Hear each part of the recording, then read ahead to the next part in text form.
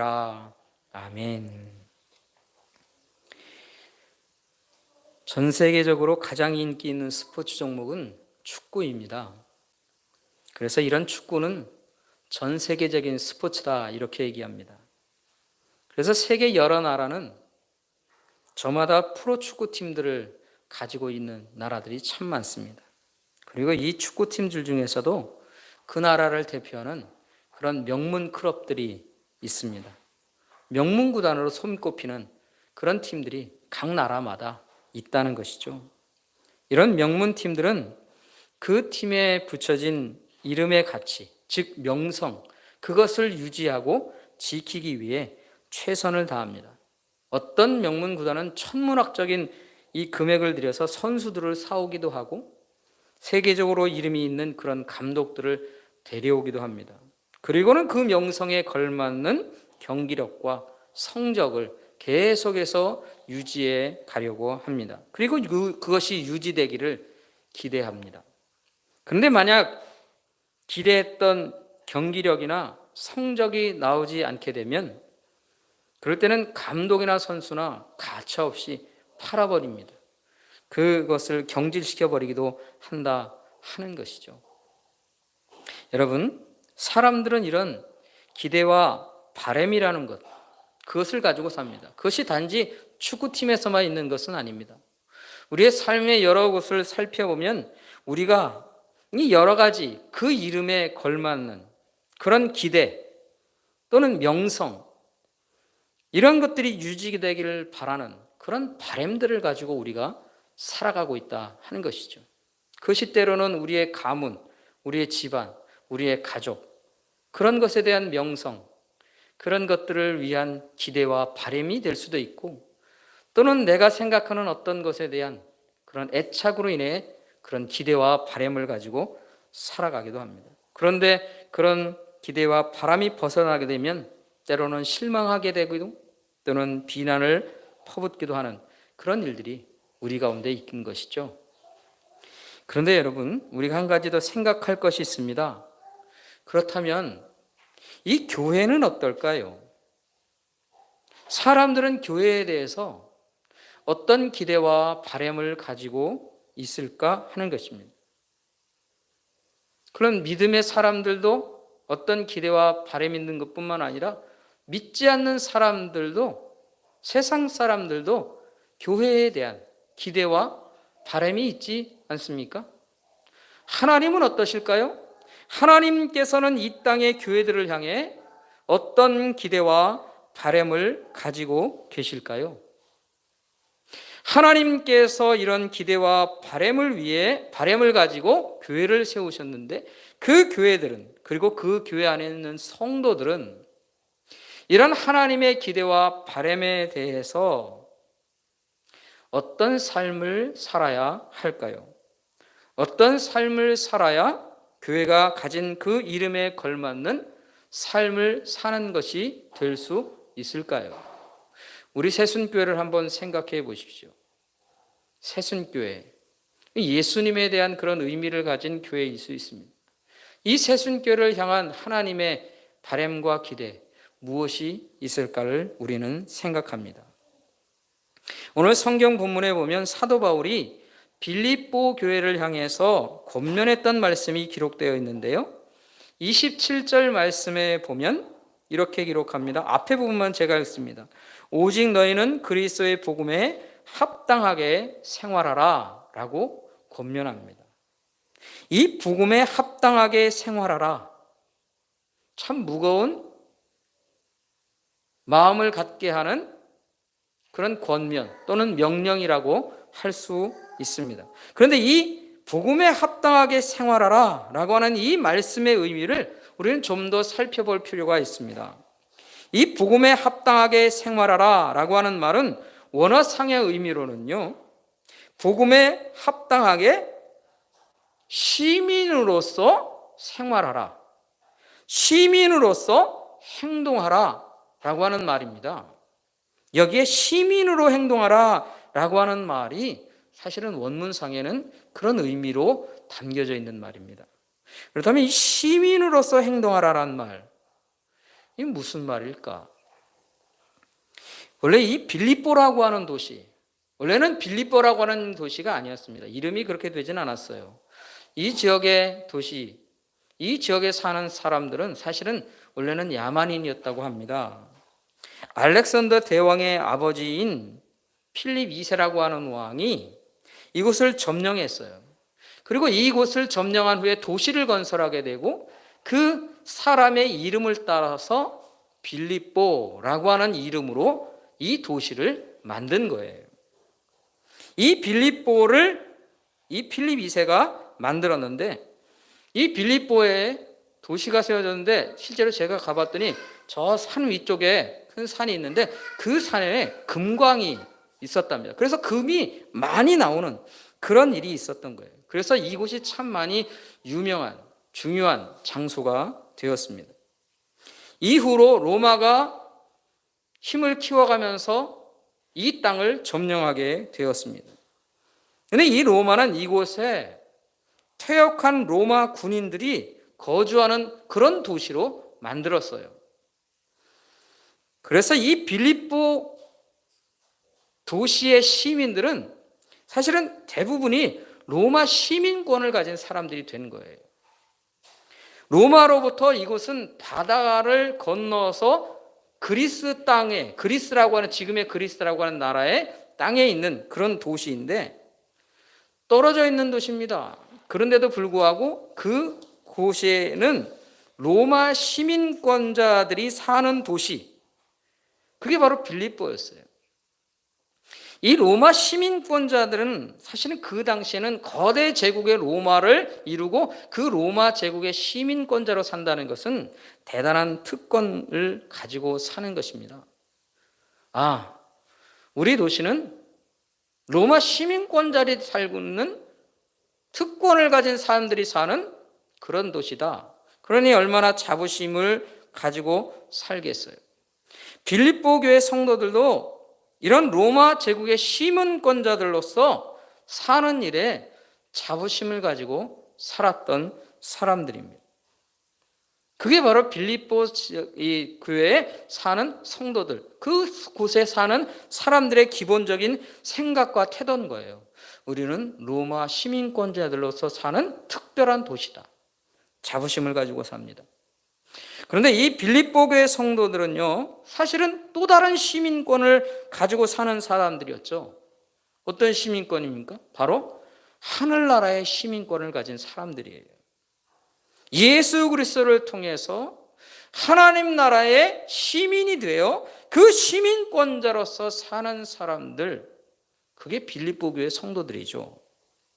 로마 시민권자들은 황제를 향해서 그리고 황제의 백성들로 사는 겁니다. 그러나 하나님 나라의 시민권자들로 사는 것은 온 세상의 주인이 되신 그 하나님의 백성들로 사는 것입니다. 그렇다면 여러분, 어떤 것이 더 영원한 시민권입니까? 어떤 것이 더 가치 있는 시민권이냐 하는 것이에요.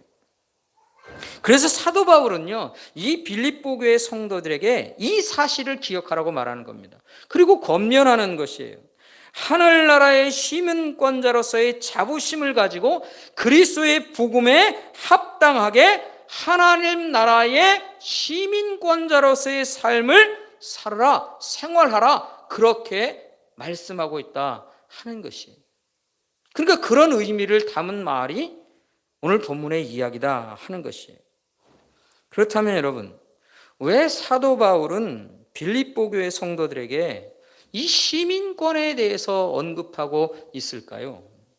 무엇 때문에 복음에 합당한 삶에 시민권이라고 하는 것을 언급하면서 시민으로서의 합당한 삶을 살라고 그렇게 언급하고 있고 말하고 있느냐 하는 것이에요.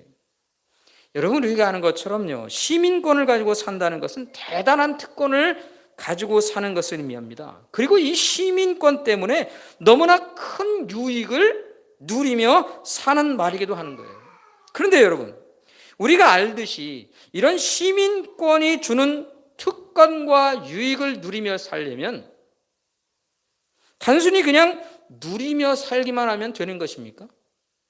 특권과 유익이라고 하는 것을 우리가 달콤하게 그냥 먹기만 하며 살 수 있는 것이냐 하는 것입니다. 이 특권이 주는 유익에 걸맞는 의무감과 책임감도 있는 거예요. 그렇지 않습니까? 이 미국에 이민 생활을 하시는 분들은 이 시민권이라고 하는 것이 얼마나 큰 특권이고 유익인지를 잘 압니다. 우리나라에 와 있는 많은 이주 노동자들, 그런 분들도 이 한국의 시민권자로 산다는 것이 얼마나 대단한 것인지를요, 잘 알아요. 우리는 뭐 그런 일이 없으니까 우리는 당연한 것처럼 여기지만 이 시민권에 사실은 목숨을 거는 일들도 사실은 많습니다. 그런데 여러분, 이 특권을 우리가 그냥 누리고 삽니까? 한국 사람들이 이 한국에서 한국 사람으로 사는 이 시민권을 그냥 누리고 살았냔 말이에요. 우리는 참 많은 어려움의 일들을 많이 겪고 살았습니다. 미얀마 사태에서도 보듯이 이 군부 쿠데타로 인하여서 수많은 사람들이 생명을 잃고가는 이 복잡한 일들을 우리도 사실은 겪었던 일들 아닙니까? 우리가 그런 피나는 어려움들을 겪고 그것을 이겨내면서 우리가 이루는 것이 한국이에요. 이 한국 땅에 살면서 우리가 가지고 있는 권리뿐만 아니라 의무를 다하며 우리는 살고 있습니다. 모든 남자들은 다 군대를 갔다 왔어요. 이 군대 생활이 쉽습니까? 애달픈 일들이 참 많은 것이 군대 생활 아닙니까? 그런 많은 권리와 이 특권과 유익을 누리기 위해서는요, 그것에 합당한 의무를 져야 하고 책임감을 가지고 살아야만 그것은 가능한 것입니다. 우리가 그 시민권에 있는 특권과 유익만 보고 그냥 달콤한 것처럼 보이지만 그것을 유지하기 위해 희생하는 것들이 수없이 많이 있는 것이죠. 그게 바로 시민권이 가진 특권과 유익을 누리는 사람들의 일이다 하는 것입니다. 마찬가지입니다. 이 특권을 누리기 위해서는요, 의무감과 책임감을 가지고 살아야 하는 거예요. 그래야 시민으로서 합당한 삶이 되는 것이죠. 복음을 통해 하나님 나라의 시민권을 가지고 산다. 그런 사람들은 어떨까요? 하나님 나라의 시민권은요, 이 로마 시민권보다 훨씬 더 큰 특권과 유익을 얻게 하는 일입니다. 왜 그렇습니까? 그 시간이라고 하는 것을 생각해 보세요. 로마 시민권은 얼마 동안 유지되는 것입니까? 우리가 사는 동안만 되는 것이에요. 해봤자 100년 정도 될 수 있겠죠. 그러나 우리가 소유하고 있는 이 하나님 나라의 시민권은 영원한 것입니다. 영원한 특권과 영원한 유익을 얻는 일이다 하는 것이에요. 그러하기에 그에 합당한 책임과 의무를 우리가 성실하게 열심히 감당하며 살아야 하는 삶이 우리에게 요구되는 것이에요. 그렇다면 구체적으로 우리가 어떻게 살아야 이 하늘의 시민권을 가진 성도로서의 삶에 합당한 삶이 될까? 오늘 두 가지를 한번 생각하려고 합니다. 첫 번째, 어떤 삶을 살아야 우리가 하늘의 시민권자로서의 합당한 삶이 될까? 첫 번째, 복음을 위해 협력하며 살아야 합니다. 27절 말씀은 이렇게 얘기합니다. 오직 너희는 그리스도의 복음에 합당하게 생활하라. 이는 내가 너희에게 가보나 떠나 있으나 너희가 한 마음으로 서서 한 뜻으로 복음의 신앙을 위하여 협력하는 것과 라고 말합니다. 교회는, 그리고 성도들은 예수 그리스도의 복음을 통해 부름받은 사람들입니다. 하나님 나라를 향한 소망을 가지고 살라. 그래서 우리를 부르셨고 부름받았습니다. 예수님의 가르침을 따라 살도록 부르심을 받았습니다. 여러분, 하나님 나라에 대한 소망을 가지고 예수 그리스도의 가르침을 따라 사는 삶은 어떤 삶이라고 우리가 얘기합니까? 이건 거룩한 삶인 거예요. 그래서 우리의 부르심을 뭐라고 표현하냐? 거룩한 부르심이다. 그렇게 말합니다. 왜냐하면 거룩한 삶으로의 부르시기 때문에 이것을 거룩한 부르심이다, 그렇게 표현하는 거예요. 하나님 앞에서 거룩한 삶을 살도록 우리는 부름을 받았어요. 세상에 속된 그것과 다른 삶을 살도록, 구별된 삶을 살도록, 성숙하지 못하고 천박한 모습의 삶을 버리고 거룩한 삶을 살도록 우리가 부름받았다라고 하는 것이에요. 그래서 우리는 거룩한 부르심으로 부름받은 하나님의 사람들입니다. 이런 성숙하지 못한 모습들을 가지고 있었던 것을 에베소서에서는요, 옛사람의 모습이다, 이렇게 표현합니다. 그래서 에베소서 4장 22절 말씀엔 이렇게 말합니다. 너희는 유혹의 욕심을 따라 썩어져가는 구습을 따르는 옛사람을 벗어버리라, 그렇게 말합니다. 그러니까 부름받기 전에 있었던 이 구습이라고 하는 것은 옛사람의 생활 태도, 옛사람의 생활 습관을 말하는 것이죠. 여러분, 우리가 부름받기 전에 성숙하지 못했던 옛사람의 모습들이 있었어요. 물론 저는 어렸을 때부터 신앙생활을 해가지고 뭐가 옛사람인지 뭐가 새사람인지 사실은 잘 헷갈릴 때도 있습니다. 그런데 생각해 보면 우리 주님으로 인하여서 조금씩 변했던 나의 삶의 태도들이 있어요. 그게 바로 옛사람의 모습이라고 말할 수도 있는 것입니다. 성인이 되어서 그렇게 하나님 앞에 부름받을 때는 부름받기 전에, 하나님을 깊이 만나기 전에 우리가 가졌던 옛사람의 모습, 구습의 일들이 있습니다. 이런 옛사람의 모습들, 육신의 소욕을 쫓아 살았던 이 사람의 모습들, 그렇다면 이런 옛사람의 모습들은 보통 어디로부터, 어떤 삶의 태도로부터 나오게 되었던 것일까요? 이 부끄러웠던 삶의 태도가 어디서부터 시작됐던 것인가 하는 것입니다. 고린도후서 5장 15절 말씀은 이렇게 말하고 있는데요. 고린도후서 5장 15절 이렇게 합니다. 그가 모든 사람을 대신하여 죽으심은, 예수님께서 죽으신 것을 말하는 겁니다. 예수님께서 모든 사람을 대신하여 죽으심은 살아있는 자들로 하여금 다시는 그들 자신을 위하여 살지 않고, 뭘 살지 않고? 그들 자신을 위하여 살지 않고 오직 그들을 대신하여 죽었다가 다시 살아나신 이를 위하여 살게 하려 함이라. 예수님께서 우리를 구원하시기 전에 삶의 태도는 뭡니까? 그들 자신을 위하여 사는 것이었어요. 그러니까 옛사람의 삶의 태도는 바로 나 자신만을 위해 살려고 하는 그런 삶의 태도로부터 나온 것들입니다. 모든 생각과 모든 기준이 다 나에게만 있는 거예요. 내 자신만을 위해 살려고 했다는 거예요. 그래서 내 자신을 위한 삶에 집중하고 그것만 바라보고 내 자신만을 채우려고 했던 그 삶의 일들로 인하여서 우리의 뭐가 나옵니까? 옛사람의 구습의 삶의 태도가 있었던 거예요. 그래서 옛사람의 모습을 가지고 있는 사람들이 가장 힘들어하는 게 뭔지 아세요?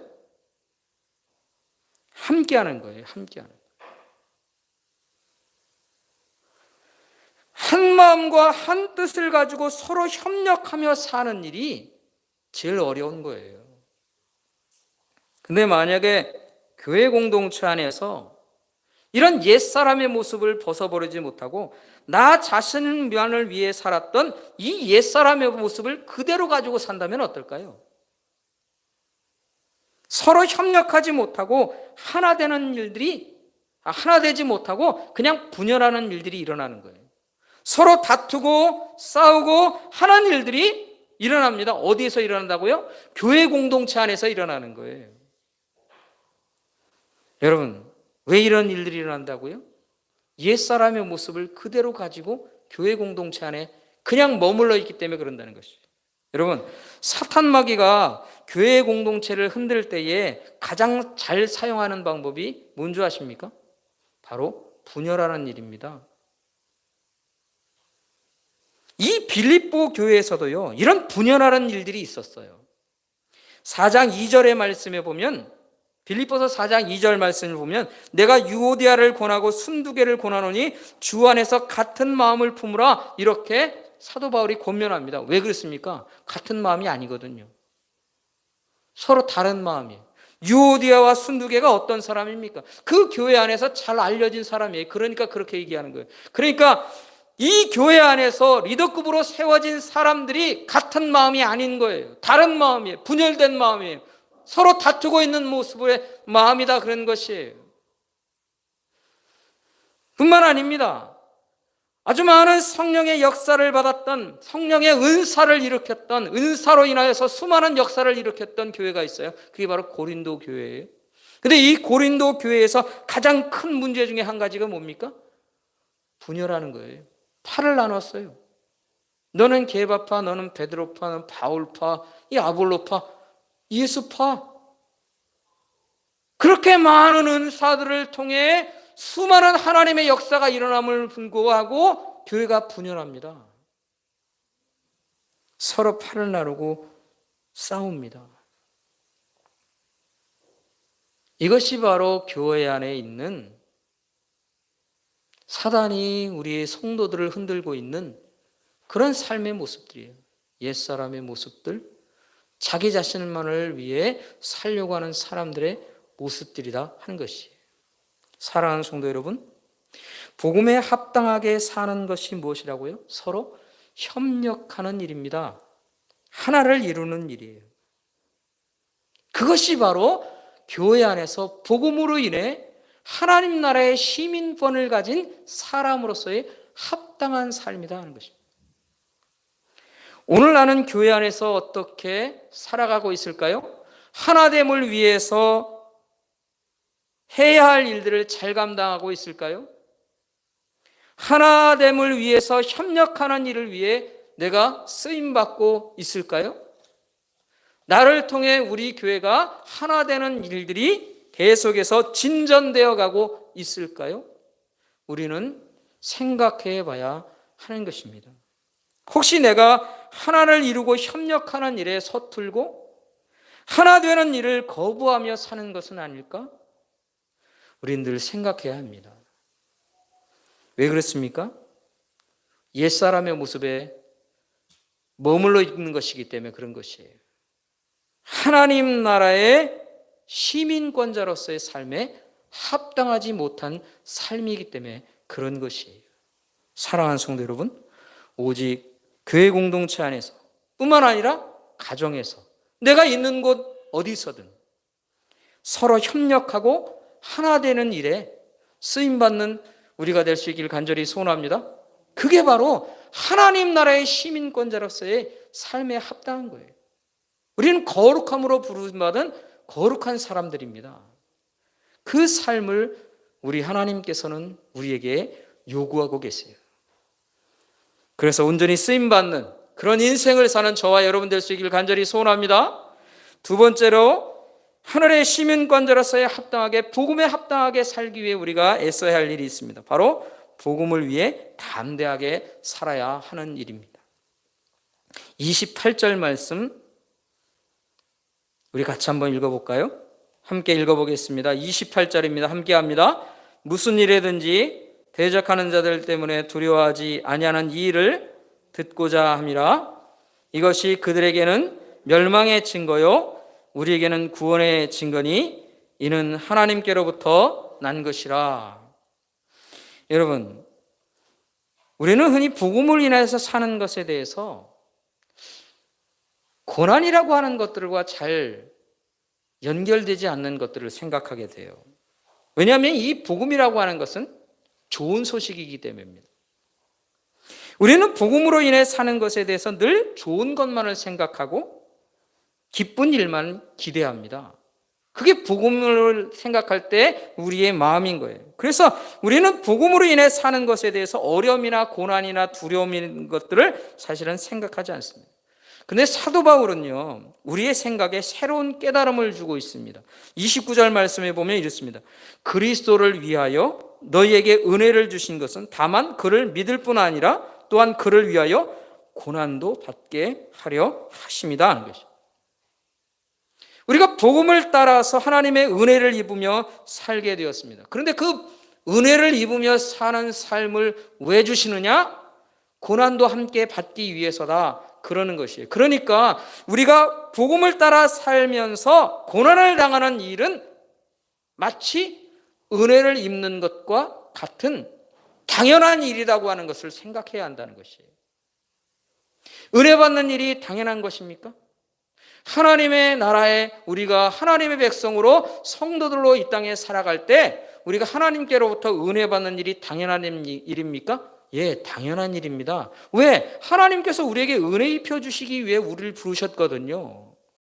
그뿐만 아니라 은혜 입는 것과 마찬가지로 고난당하고 어려움당하는 일들도 당연한 일로 생각해야 한다는 것이에요. 하나님은 우리를 그렇게 부르신 겁니다. 그러게 성도들은요, 복음을 위해서 살 때에 어려움이나 고난이나 대적당하는 일을 특별한 일처럼 여기지 않아야 하는 것입니다. 그리고 이 대적하는 자들에 대해서도 두려워하지 않고 담대할 수 있어야 하는 것이에요. 그것이 바로 복음에 합당하게 사는 시민권자들로서의 삶이다. 사도 바울은 오늘 우리에게 그것을 가르쳐주고 있습니다. 여러분, 우리가 두려움을 이기는 방법이 있습니다. 우리가 하나님의 사람으로서 두려움을 이겨낼 수 있는 방법이 있어요. 그 방법이 뭐냐? 바로 믿음입니다. 우리가 믿음이 있어야 두려움을 이기고 담대할 수 있어요. 내가 담대함을 갖는 것은요, 믿음 때문에 그런 것입니다. 내가 뭘 믿고 있느냐에 따라서 나의 담대함은 달라지는 것이에요. 여러분, 우리의 주님 되신 예수 그리스도께 대한 믿음이 우리를 두려움으로부터 이겨내게 하는 것이에요. 우리 주님께서 우리에게 담대함을 갖게 하시기 위해 믿음을 위해 주신 말씀이 있습니다. 빌립보서 1장 6절의 말씀인데요. 빌립보서 1장 6절의 말씀은 이렇습니다. 너희 안에서 착한 일을 시작하신 이가 그리스도 예수의 날까지 이루실 줄을 우리는 확신하노라 라고 하는 말씀입니다. 여러분, 복음을 통해 구원의 일을 시작하신 분이 있습니다. 그게 바로 하나님이세요. 예수 그리스도를 통해서 우리에게 구원의 일들을 시작하신 분이세요. 그런데 그 하나님께서 언제까지 이 복음의 일들을 계속해서 이루신다고요? 그리스도의 날까지. 그리스도의 날이라고 하는 것은 마지막 끝나는 것을 말하는 거예요. 이 땅이 끝나는 거예요. 그러니까 하나님께서는요, 이 세상이 끝날 때까지 이 복음에 인하여서 살아가는 일들, 그리고 복음을 통해서 하나님의 사람들을 계속 세워가는 일들을 끝까지 이루시는 분이다 하는 것이에요. 그렇다면 마지막까지 승리는 누구에게 있다는 것입니까? 하나님께 있는 거예요. 하나님이 끝까지 이루신다는 게 뭡니까? 복음으로 인해 생명을 살리는 승리의 일들을 이루신다는 것이에요. 그러니까 하나님께서 끝까지 붙드시고 우리를 승리케 하시는 일들이 있다 하는 것이에요. 이런 주님께서 모든 대적자들의 대적하는 일들을 모르실까요? 다 알고 계십니다. 우리가 대적당하는 일들을요, 주님이 알고 계시다는 거예요. 왜 알고 계십니까? 어떻게 알고 계십니까? 여러분, 우리가 그리스도인으로서 이 땅을 살 때의 대적자들로부터 성도들이, 교회들이 핍박과 어려움을 당하는 일은 사실은 누구의 일입니까? 누구를 향한 것입니까? 하나님 때문이에요. 하나님을 향한 일이라는 것이에요. 우리가 예수 그리스도의 사람으로서 성실하게 살려고 할 때 우리에게 핍박과 어려움과 고난의 일들이 찾아오는 것은 사실은 나 때문이 아니라 하나님 때문이란 말이에요. 내가 예수 그리스도의 이름으로 살려고 하는 일들 때문에 어려움을 당하는 것이에요. 갈등하는 것이에요. 그런 일들이 일어나면 그런 일들은 그 사람들이 핍박하고 대적하고 어려움을 주는 일들은 하나님을 향해서 대적하는 것이라는 거예요. 그러니 하나님이 그것을 모르시겠어요? 아십니다. 그래서 우리 주님은 아시고 우리를 돌보시는 거예요. 그 하나님께서 복음을 위해 살고 복음을 따라 하나님의 말씀을 따라 어떻게든 살려고 하는 그 하나님의 백성들을 언제까지요? 이 땅이 끝나는까지. 아니, 우리가 이 땅을 끝나고 이 땅에서의 삶을 끝내고 하나님께 부름받는 그날까지 하나님께서 계속해서 지켜가시는 거예요. 그러니 우리가 당하는 어려움과 고난과 핍박의 일들을 두려워할 필요가 있겠습니까? 주님이 아시기에, 주님이 우리를 기억하시고 붙드시기에 우리는 담대함으로 살아갈 필요가 있는 것입니다. 하나님의 사람들은 바로 그렇게 살아가는 것입니다. 사랑하는 성도 여러분, 오늘도 복음으로 사는 일들 담대함으로 살아가는 우리가 될 수 있기를 간절히 소원합니다. 시민권자로서의 삶 속에 이 담대함으로 세워지는 우리가 될 수 있기를 간절히 원합니다. 협력하며 하나 되는 일을 애쓰며 살 수 있길 바랍니다. 하나 되는 일에 마음을 쓰며 사시기 바랍니다.